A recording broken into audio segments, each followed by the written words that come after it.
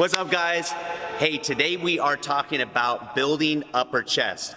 Now, this is one of those areas of the body that people always seem to have a lot of trouble with. And so today we're going to jump into why that's actually a challenge to build that and how to address it as far as targeting that area and some exercises to do so. First, let's talk real quick about why it's so difficult to build our upper chest. And really, it comes down to our anterior delts, which is going to be right here. Any of the exercises that we do for upper chest, which are going to be your traditional incline bench presses, those utilize a lot of anterior delt, and I'm going to show you why. So your anterior delt is going to lift your arm to the side like you do with side lateral raises, but it's also going to pull your arm across your midline, just like this. Okay? So that's what our anterior delt does. So what is our upper chest, which is also called the clavicular head of our pectoralis major? Clavicular, because it originates along the clavicle here. So the clavicular head, meaning our upper chest, originates over here, right, on the clavicle versus here. But where does it insert? Well, it inserts right here on the humerus, right next to where our anterior delt does. So we've got one that originates all along here on the clavicle, inserting on the humerus, and one that originates from here on the clavicle, inserting on the humerus. So what is the main function of our pectoralis major, or our chest? Well, it's to pull our arm across our body, just like this. The same thing that our anterior delt does. So that's one of the biggest challenges with doing upper chest. Is anytime we do traditional upper chest exercises like incline bench press, we're using, we're using a ton of anterior delt. There's also one other issue that we have, and it's very difficult to isolate the chest because we're also using a lot of triceps. Anytime we're pressing, so whether it's a bar press on a flat bench or on an incline bench, or whether you're using dumbbells, anytime you're straightening your arm or getting flexion in your elbow like this, you're using your triceps. So if you're someone who has really strong triceps and strong anterior delts, it's going to make it really difficult to engage your chest. So we're going to attack this from a couple different ways, and one is to try to isolate, eliminate as much as we can from the anterior delt, and the other one is going to be eliminate as much of the triceps as we can. So first way we do that, and this goes back to, this is why the muscle origination and insertion is so important. The fact that the anterior delt originates so far out here on the clavicle versus the chest, the upper chest, coming across here, it affects the range of the motion where that muscle is effective.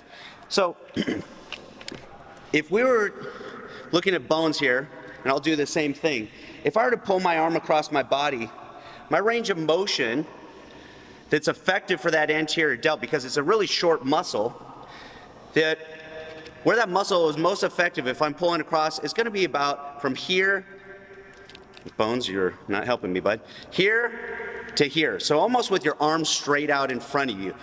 Anything past that, if I were to try to bring his arm across his body, which he's not cooperating, so I'll do it myself here. So we're talking about from here to here, you're using a lot of anterior delts.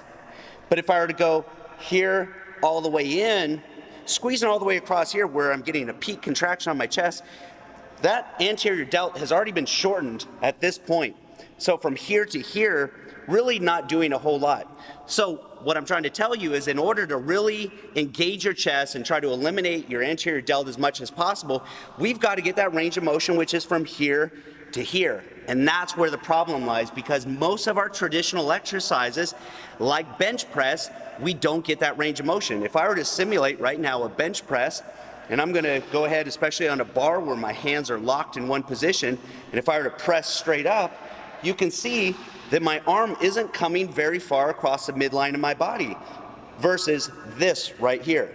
Okay? So here to here, my anterior delts are in a very strong position, as well as my triceps. So using a ton of triceps, using a ton of anterior delts, and not really getting good isolation on the chest. So how do we overcome this? Well, this is where flies come in.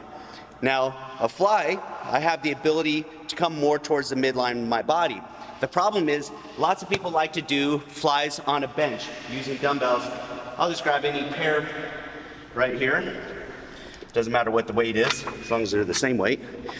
So if I were to lean back here and do a traditional fly with dumbbells, I've got resistance from here, here, here. As soon as I reach here, I've got very little resistance because I can almost just lock the weight out.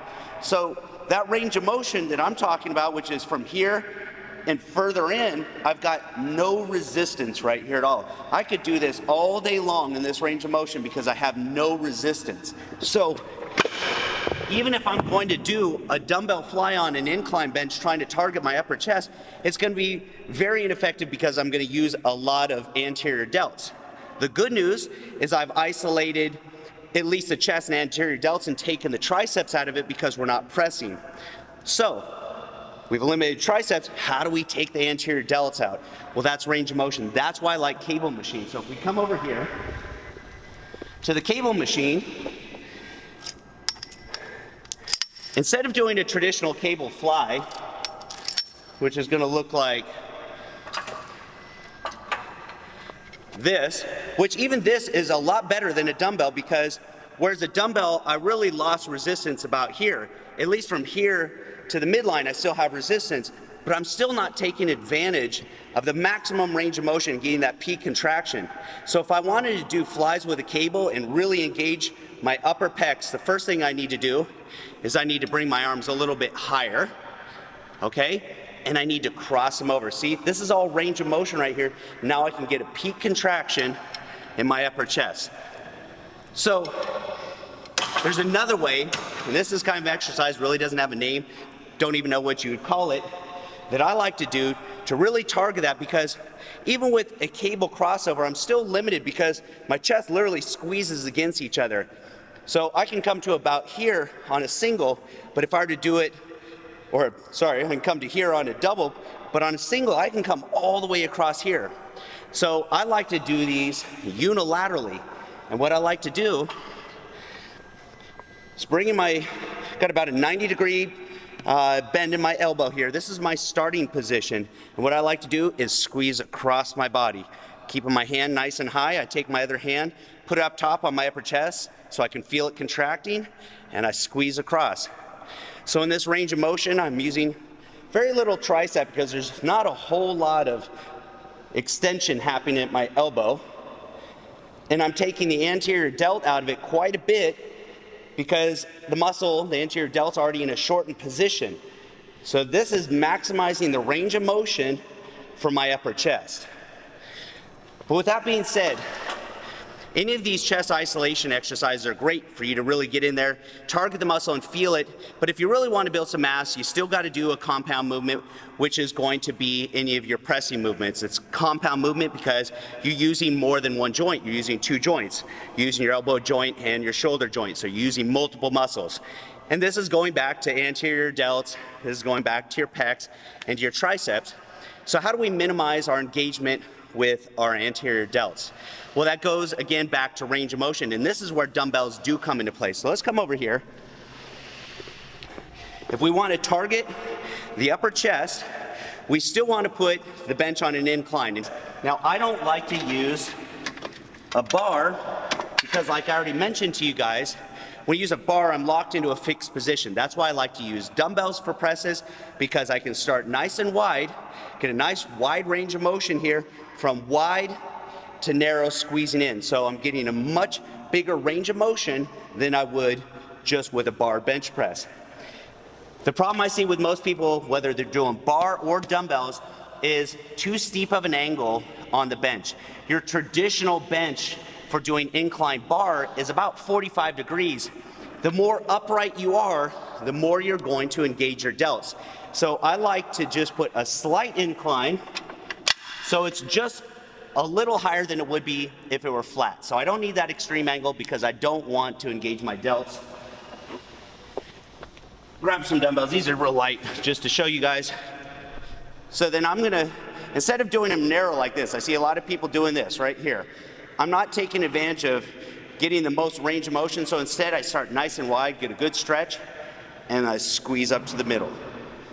Elbows are out nice and wide, squeeze up. Now if I wanted to maximize my strength, I would want to try to engage more of my triceps, and I might go keep my elbows in a little tighter. Here I'm gonna engage my triceps and I'll feel strong because I'm using my triceps and my chest and my anterior delts. But I wanna go ahead and target my pecs. I wanna get a nice stretch. So I'm gonna take my elbows out wide, take the dumbbells out wide, and squeeze to the middle. So those are just a few tricks for targeting your upper chest.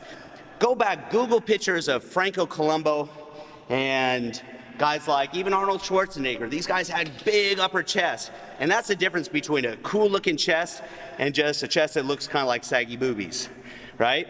If you got a lot of lower chest development, they look like boobs. If you got a lot of upper chest development, it looks cool, you know? The kind where you can almost set your chin right on your chest. And you also get that really cool separation between your upper chest and the lower chest. So the key takeaway here is getting that extra range of motion, that squeeze towards the midline of the body, and it's also getting our hands up a little bit higher. So that means using an incline bench, or if you're doing any kind of flies on the cable machine, that means squeezing up here a little bit higher as opposed to here toward my midline or down lower. So we want to go nice and high, and instead of a traditional fly, we can do a crossover, or we can do unilaterally and really get a maximum range of motion here and squeeze across. And by the way, this is one of my favorites. I actually like to start off with that. Really just focus on the muscle, get a good burn. I use lightweight, higher reps. I do about 20 reps. I want to feel that muscle, pre-fatigue it, and that's when I come over here and I finally jump on a compound movement, and that's when I do my dumbbell presses. So those are some tips on how to build your upper chest. A lot of times people have a hard time building their upper chest, and like I said, keep building up their anterior delts instead.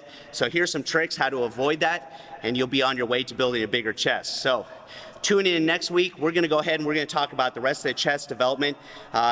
From the outside of your chest to the inside of your chest to the bottom of your chest. People have questions how to develop one area, so I'm going to give you some tips and tricks for each of those. And so until then, I'll see you next week, and then after we're done with all those, we'll put them all together and we'll come out here and we'll do a whole chest workout, and I'll show you how I put it together with sets and reps. All right, see you next week.